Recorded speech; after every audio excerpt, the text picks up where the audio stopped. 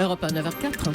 L'interview découverte qui devrait plutôt s'appeler l'interview solution ce matin, puisque Caroline, vous recevez la comédienne et réalisatrice Mélanie Laurent qui voit la vie en vert en ce moment. Bonjour. Bonjour Mélanie Laurent, c'est vrai que vous voyez la vie en vert, vous avez fait un film très positif avec Cyril Dion sur les moyens concrets d'inverser la vapeur, de limiter le coup de chauffe sur la planète.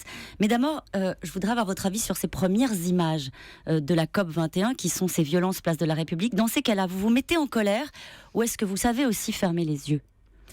Ni l'un ni l'autre. Je vais faire comme ce qu'on a fait pour le docu. Je vais essayer de me concentrer sur ce qui m'a plutôt touchée, bouleversée ou émue. Et donc je me rappellerai plutôt de ces marches dans le monde entier pour le climat. Ces mobilisations pacifiques. Ouais, et puis ce moment où les gens ont entouré la statue pour éviter ces images qu'on a vues, de s'emparer des bougies et des fleurs, voilà, essayant de retenir aussi ce qui a été plutôt beau. Ouais. Cette conférence climat, certains disent c'est un grand barnum, 150 chefs d'État qui vont faire surtout une belle photo. Est-ce que vous avez une appréhension sur cette réunion-là, des attentes très précises ? Comment est-ce que vous appréhendez ce moment-là ?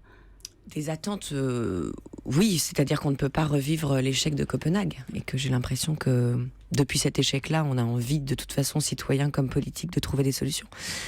Après, on verra. Je suis pas idéaliste sur cette COP21, mais en tout cas, voilà, on est obligé de trouver des solutions. Alors Mélanie Laurent, justement, des solutions. Vous avez fait un film pour montrer qu'il y a des solutions, et le point de départ, c'est une étude plutôt inquiétante sur le sort de l'humanité. À l'époque, vous étiez enceinte quand vous avez découvert cette étude-là, et ça a eu l'effet sur vous d'un électrochoc.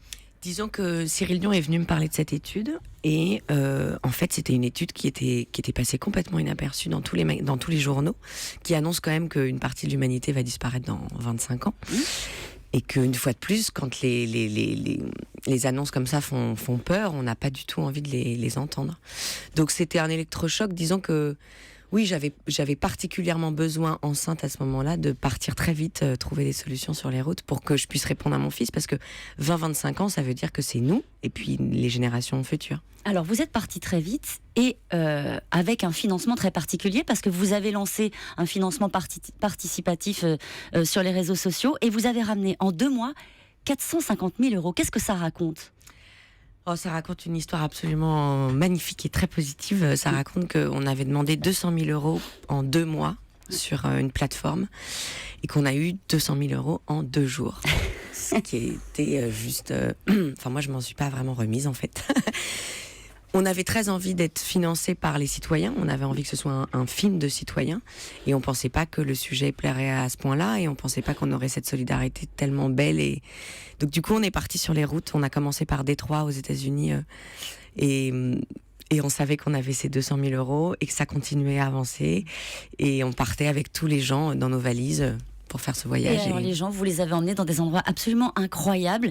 Dans votre film, il y a des expériences très originales, comme cette ville où il y a des groseilles à consommer sur les parkings, des laitues fraîches devant les collèges. C'est original, mais ce sont des petites choses. Est-ce qu'on peut pas se dire c'est avec ça qu'on va changer la planète ? C'est pas tellement des petites choses, parce que ce qui est petit dans cet exemple, c'est que ces deux femmes dans un petit bled, une petite ville en Angleterre, qui tout d'un coup, après la crise financière, décide qu'à un moment donné, il faut peut-être faire des choses soi-même et puis proposer des potagers communs partout dans la ville pour que les gens puissent se servir gratuitement. Mais c'est un mouvement mondial maintenant. Il y a plus de 4000 villes qui le font dans le monde. Donc c'est pas si petit en fait. C'est petit parce que c'est facile à faire tout de suite, mais en impact, c'est pas si petit.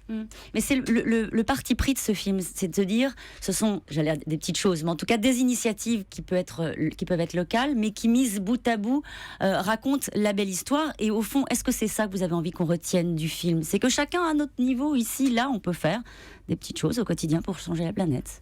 Ouais, je crois qu'en ce moment, les gens ont envie de se sentir utiles et de pouvoir faire des choses tout de suite.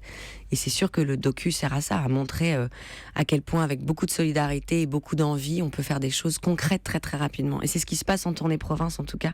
On l'a vécu avec les gens. Dès que le film se termine, les gens ont tout de suite envie de faire des choses et c'est assez émouvant de voir ça. Ça vous tente, les groseilles ? Les groseilles et les laitues, moi, il manque les carottes râpées et je suis au paradis, quoi. Merci beaucoup. Le film qui s'intitule Demain sort en salle mercredi, le 2 décembre. Donc il sort après-demain. Comment on s'y retrouve, nous ?